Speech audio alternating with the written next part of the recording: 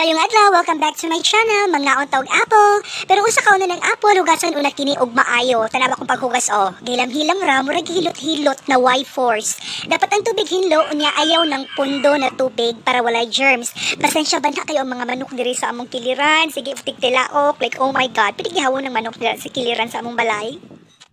Hala, sige, hugasin taman og lugdi ang apple para mawala ang kagaw, murag feelings na wala na. Hala, lugod here and there para lang ikaw ng atong apple. Siyempre, inighuman og hugas, paughon, murag ikaw uga. What? Ya, hiwaon na to, make sure dili maapil ang kamot og hiwa. Kay unya, ini kahiwa na magpangita na ka, like OMG no? Lahi naman itawo na nga hiwa. Kabalo mo unsa na, girls? Sa mga wala pa experience, wala din mo kabalo ba sa hiwa? Unsa na nga hiwa? Nakakabitaw.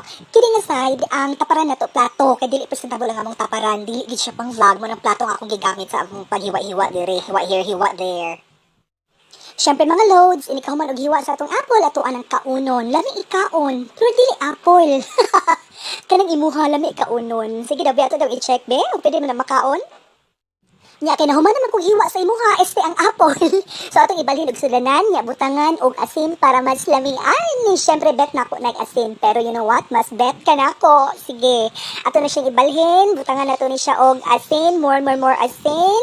The more the merrier para ma-feel good nimo ang kaparat sa atong relasyon. Charot.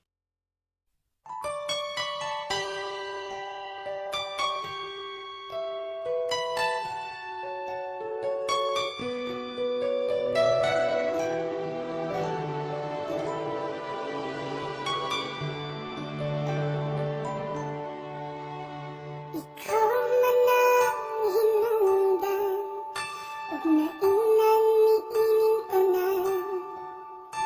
Musaad ka, mubalik ka, uman sa unong kabulan. Sa pagsalig kong hilang